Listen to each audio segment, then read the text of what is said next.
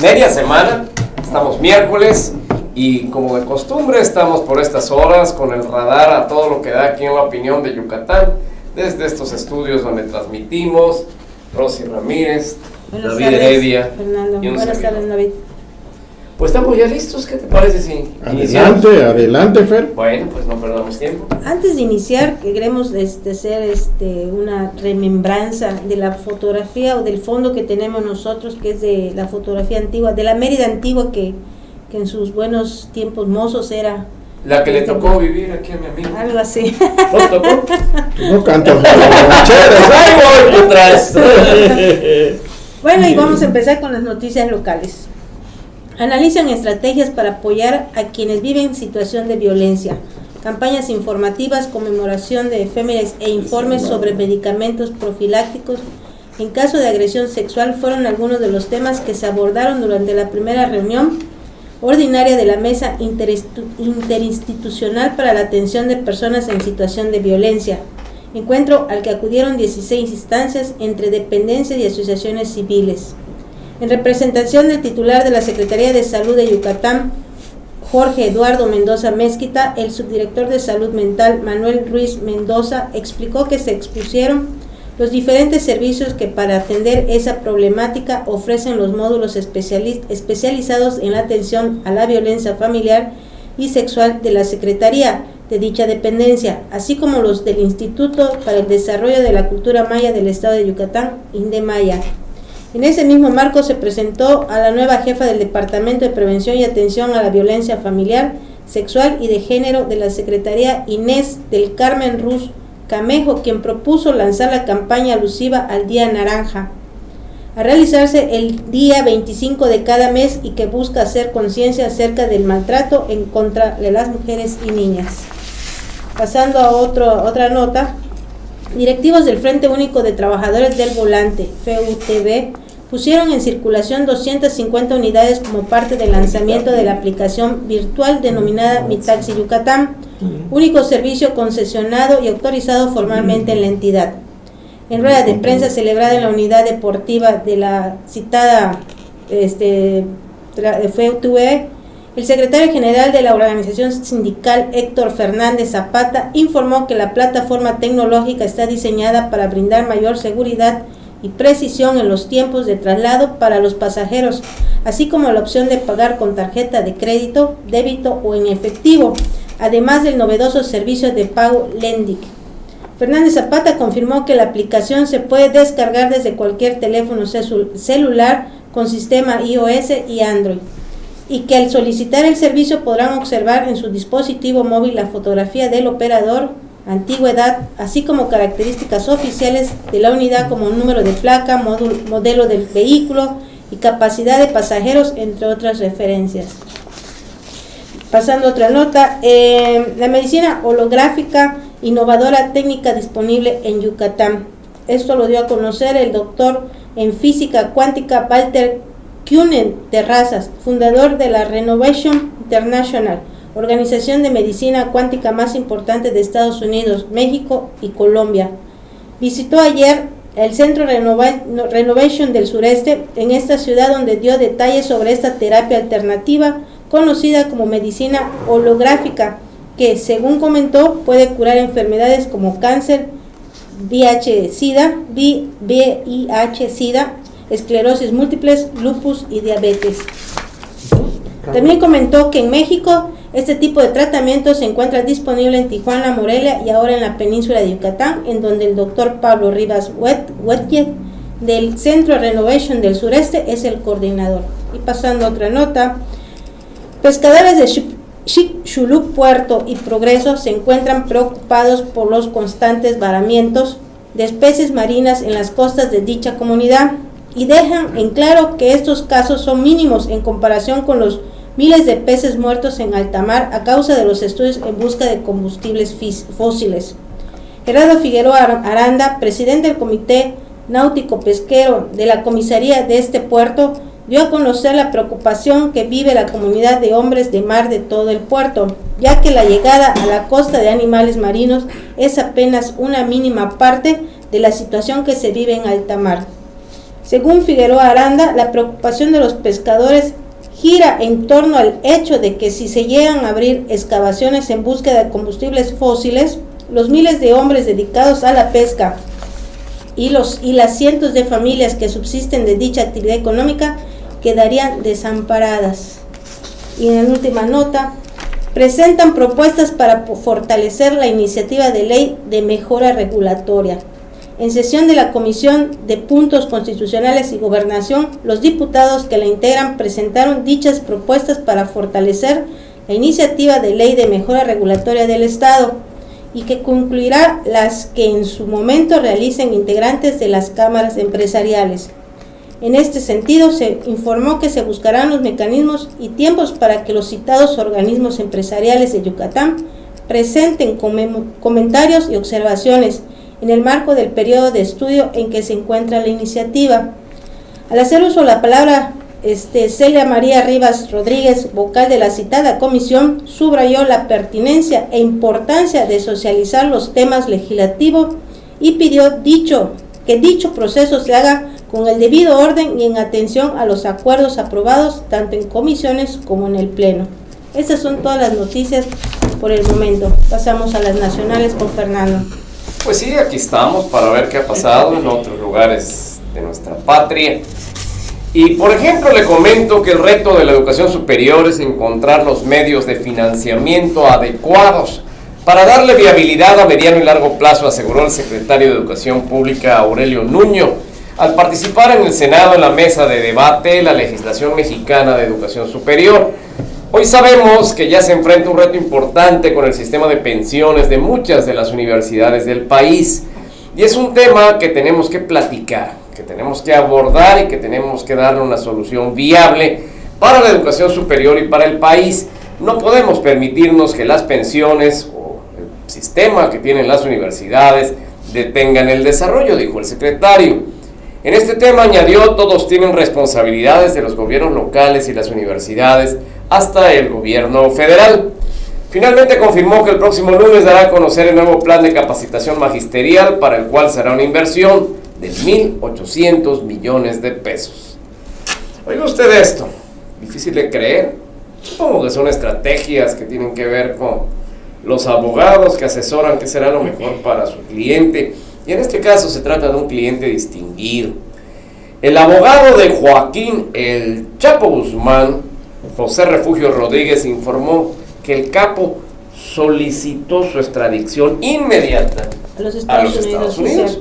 Cuando en tiempos anteriores, todo lo contrario, pues se habían defendido de esta posibilidad y a cambio la Presidencia de la República pues estudiaba la posibilidad de que esta extradición se concediera lo más pronto posible, sobre todo a raíz de la segunda fuga de este angelito. Bueno, pues ahora es el que dice, me quiero ir a Estados Unidos, aquí no me dejan dormir. Bien, el litigante detalla que esta situación es porque el líder del cártel de Sinaloa ya no soporta la situación en la que vive al interior del penal del Altiplano, donde efectivamente se queja de que no lo dejan dormir, cada 4 horas lo despiertan como bebé, le dan su biberón y a seguir. Bueno, ya verá ahí si lo van a tratar mejor. Por lo tanto, los defensores del Chapo iniciarán el papeleo para que se traslade al capo a la Unión Americana, aunque aún desconocen cuánto tiempo tardarían los trámites. Asimismo, los abogados de Guzmán Loera buscarán una reunión en Washington con miembros de la Comisión Interamericana de Derechos Humanos para que se verifique la situación de su cliente dentro de la cárcel. Bueno, ya hemos hablado muchas veces de cómo aquel que ha maltratado a quien hacía convenido sus intereses, ahora se queja de maltrato. Pero también quisiera dejar el mensaje de que cuando veas las barbas del vecino cortar, pon las tuyas a remojar.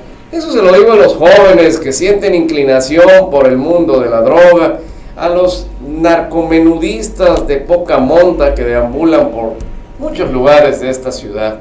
Si un capo de este nivel, vean lo que pasa, ¿qué no les puede suceder a ustedes? Las drogas destruyen.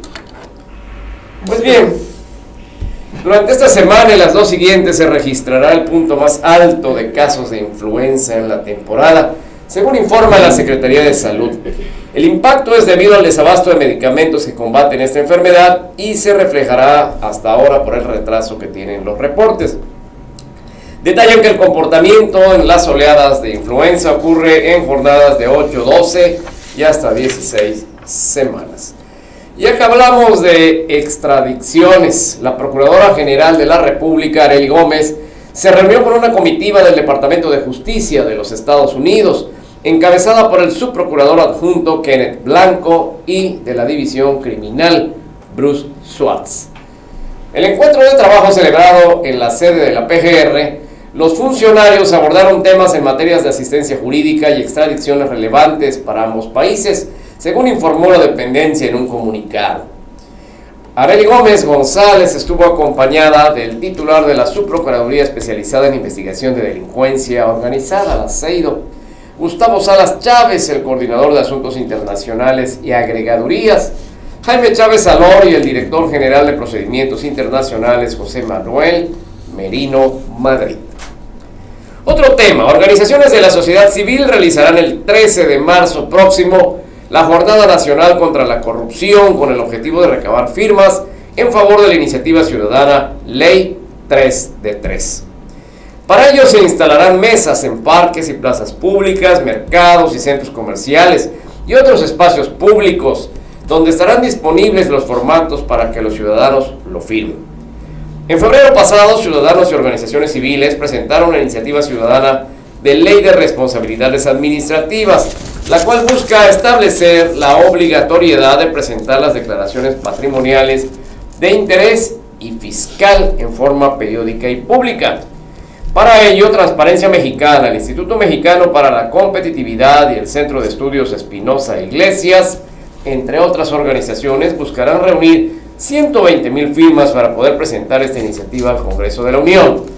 Los organizadores prevén presentarla en calidad de ciudadanía antes de que concluya el presente periodo ordinario de sesiones a finales de abril. Yo creo que les van a reunir sin mucha dificultad. No creo que haya alguien a quien le pregunten si desea pedir, solicitar, participar en una actividad que evite la corrupción, que la reduzca y que diga que no. Pero también pues hay que pensar que la corrupción requiere, ya lo comentábamos en una editorial hace unos cuantos días, requiere de dos partes, el que acepta y el que ofrece. Y muchas veces entre los dos hay un arreglo, ¿o no es así, mi estimado? Así es, exactamente, lo has dicho con toda la propiedad del mundo. Y creo que eso es lo que se debe de evitar. ¿Cierto? Así es. ¿Y qué nos traes esta? Te vi molesto. No, Yo pensé, Rosy te hizo algo. No, al contrario, Rosy es un amor, es una persona que realmente yo confío mucho en ella. ¿Y entonces? Nada, que el día de hoy, al estar hojeando la noticia, me encontré algo, así una de esas perlas japonesas color rosa. Mira. El pobrecito de Carlos Slim, Ay, hombre, pobre. cambió al cuarto lugar. Esa es la noticia grande que había dicho. Esa es la noticia 25 millones mundial, del mundo mundial. Oye, qué tristeza. Sí, y eso lo tiene encabronado, como dice aquí el radar alternativo. Mucho cuidado con las cuentas de sus teléfonos. Sí, claro. El cuarto lugar mundial. Carlos Slim se encuentra molesto y en abierto desafío ha echado a andar la poderosa maquinaria del influyente diario norteamericano The New York Times para mostrar el grado de corrupción que impera en México y sus fuerzas. Si bien se asegura que las pesquisas no iban específicamente por mexicanos, casualmente dieron con ellos al hurgar en registros secretos y de esa forma políticos y empresarios mexicanos son exhibidos por el manejo sospechoso o poco transparente de millones de dólares. Fueron dos investigaciones las realizadas, una por parte del equipo de periodistas del diario The New York Times y la segunda por reporteros en 42 países, nada más y nada menos. Los apellidos que emergieron son conocidos. A ver, ningún vecino de ustedes. Estos son conocidos en México. Hanron, Camil, Telles, Murat, Prieto, Treviño, Elías, Ayub y otros que se suman además nombres de menor manejo público. Por favor, como por ejemplo Eugenio Ebrard, hermano de Marcelo Ebrard Casaubon, y el constructor Moisés El Man Arasi. No hay ningún Fernando Río que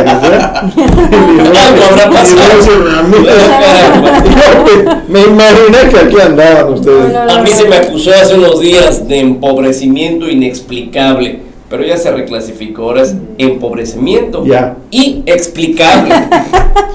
La primera investigación es del famoso The New York Times, la cual investiga a distintas personalidades con propiedades inmobiliarias adquiridas en Estados Unidos y también en los bancos, y se encontró por casualidad que el exgobernador priista de Oaxaca y excoordinador ejecutivo del Consejo Rector del Pacto por México, José Murat Casab, a quien se le encontró 5 propiedades, nada más. Bien. Esta es una historia ya contada. Murat aceptó que es propietario de 2 departamentos ubicados en Utah, Estados Unidos, los cuales dijo, fueron comprados hace 10 años, son por cerca de $300,000, y negó ser propietario de inmuebles en Nueva York. El diario adelantó que Murat tiene media docena de propiedades millonarias en distintas ciudades de Estados Unidos, entre ellas en la Gran Manzana de Nueva York. En la primera parte de una serie de reportajes que bajo el título Las Torres de la Secrecía revelara los nombres de distintos personajes que han hecho adquisiciones en ese país. Todavía no ha terminado, puedes aparecer por aquí. La nota que titularon Los agentes del poder en México, en ella ventilaron los casos de otros personajes mexicanos. Y de Murat se adelantó.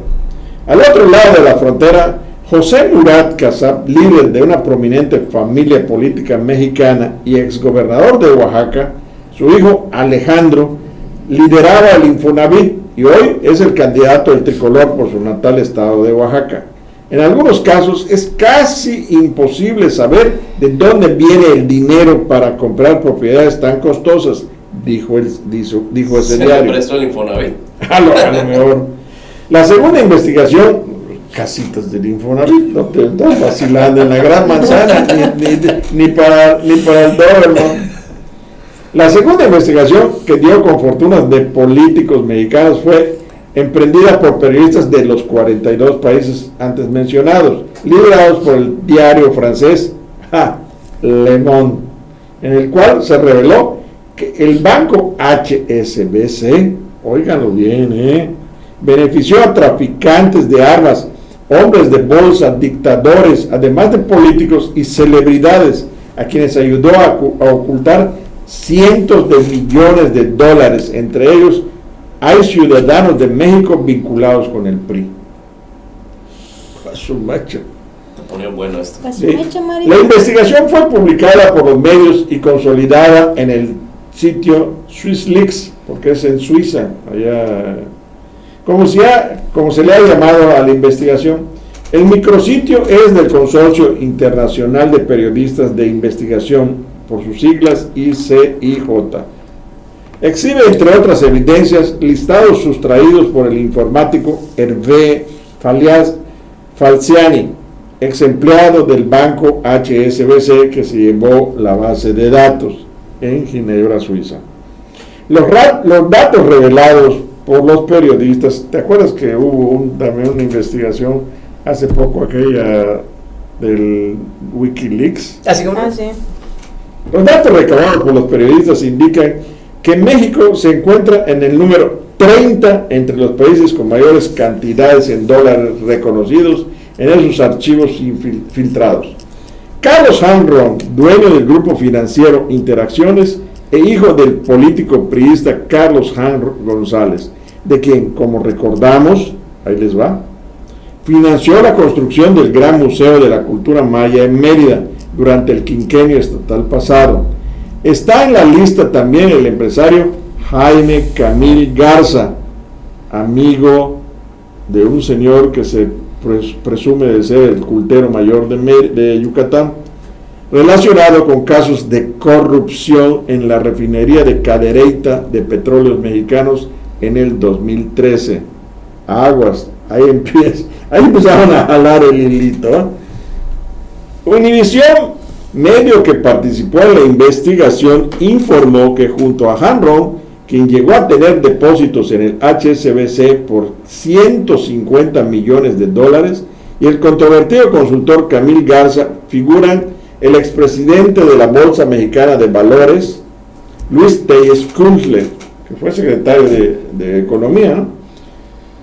Su antecesor en esa posición, Guillermo Prieto Treviño, y el exdirector de la Comisión Federal de Electricidad, Alfredo Elías Ayub. Ahí está, señores, ya empezaron los peines a estar saliendo sobre la mesa, de acuerdo a la base de datos a la que tuvo acceso ese medio. También está en la lista mexicana el exdirector de Walmart para México, Eugenio Ebrard Casaubon, y el magnate de la construcción Moisés Elman Arasi. Hasta ahora en México no existe ninguna investigación y algunos de los beneficiarios entrevistados por Univisión aseguraron que los habían declarado ante autoridades de México, pero esa información es confidencial. Un alto funcionario del Servicio de Administración Tributaria de México, el SAT, explicó a Univisión que estará atento a cualquier revelación para solicitar la información a Francia, dice el reporte titulado Refugio de Fortunas Mexicanas, que firma el periodista y gran amigo de opinión de Yucatán, Gerardo Reyes, jefe de noticias del Miami Herald. Hemos hecho algunos grandes reportajes, recuerden ustedes el trasiego de cubanos a la península de Yucatán, y Gerardo Reyes, un amigo entrañable de hace muchos años, es el jefe de información de noticias del Miami Herald. Ahí me publicaron 3 reportajes. Oscar Molina, jefe de la división de grandes contribuyentes del SAT, dijo al medio que eso no significa que quien aparezca en la lista es un evasor de impuestos. Vamos a suponer que en esa lista hubiera mexicanos, pero no es automático. Tendríamos que ver hoy cómo están en el régimen de pago anónimo. Es más, pueden ser que lo estén declarando y que estén pagando impuestos sobre la renta, señaló Molina. El reporte indica que algunas de las personas o empresas mencionadas en los archivos podrían tener una relación indirecta con la cuenta de Suiza a través, por ejemplo, de poderes de representación de un abogado, mientras que otros no son dueños de la cuenta o solo una parte. Otros pueden figurar sin tener cuenta, dado que algún fondo es en el que invirtieron suministró su nombre al banco. O sea, Cantinflas se queda corto. Analistas consideran que con estas acciones Carlos Slim busca acabar con el cuadro, lanzar un reto abierto al régimen y desatar todos los demonios en el país. Los señalamientos que hace en las investigaciones no son menores. El grito de Slim a través del New York Times tiene muchos soportes, pero también un claro tufo de venganza. Primero, es obvio que Carlos Slim decidió confrontarse con el régimen de Enrique Peña Nieto ante las constantes amenazas en contra de su centro de actividades financieras. Ya apareció todo, no el peine, la peineta de la Madonna. De esta manera, y para que no quede duda alguna de su decisión de combatir las decisiones oficiales, Carlos Slim soltó un golpe que se quiere aceptar o no, puso al gobierno contra las cuerdas. De entrada, Slim lo que cuestiona no es otra cosa que la confianza en torno al gobierno. Al sistema al señalar que merced a la crisis, muchos políticos, se queja. Él se está quejando de la crisis, imagínense. ¿Y a nosotros? La mayoría de ellos priistas, dice, han sido ampliamente beneficiados, no se mordió el labio, y ellos provocan una reacción en cadena. Slim tiene claro los riesgos que corre y está dispuesto a pagar el costo. El sistema mexicano ha sido puesto en jaque y no se advierte si habrá reacción que suene digna o al menos creíble. Y nosotros agregamos como colofón a esto, que es bastante importante, y como se sabe, don Carlos, famoso Slim, es el amigo más cercano al expresidente Carlos Salinas de Gortari, quien le concesionara la entonces paraestatal Telmex, y de ahí para el Real su fortuna y sus grandes jugadas financieras lo pusieron en los cuernos de la luna hasta alcanzar el primer lugar mundial, o sea, el hombre más rico del mundo mundial. Hoy su fortuna ha descendido hasta el 4º sitio, y eso no se lo perdona a nadie, mucho menos a Peña Nieto. Esperemos que el golpe final, ¿acaso es la mano que mueve la cuna del peje AMLO? Averígualo, Vargas, lo dejo sobre la mesa. Ya no tengo nada más que decir. No, ya para qué. Oye, pero has tocado a los ángeles del cielo, hacia donde nuestra mirada difícilmente alcanza. Los grandes negocios e intereses. Ya se dieron cuenta por políticas y económicas del país. ¿Por qué las crisis en México? Ya se dieron cuenta quiénes son los que se han llevado toda la maleta, como decimos aquí vulgarmente. Rosita, tú que te llevas mucho con Slim. Ah, sí, nos rozamos mucho con el señor Slim, ¿no? No sé con qué. Yo sí. No, bueno, y además sabemos que él es el accionista, uno de los accionistas, si no es mayoritario, creo que es el 60 o el 50%, creo que del New York Times, él, ¿no? O sea, sí, ya es mayoritario. Pues ahí está arriba del 51. Cuando se molesta, va y le dice, ponme esto porque quiero que lo saques, ¿no? ¿Qué necesita? Tiene a sus gentes que lo hacen. Oye, y con ese descenso ya casi roza la fortuna de don David Heredia. Sí, ya mero. ya bajó.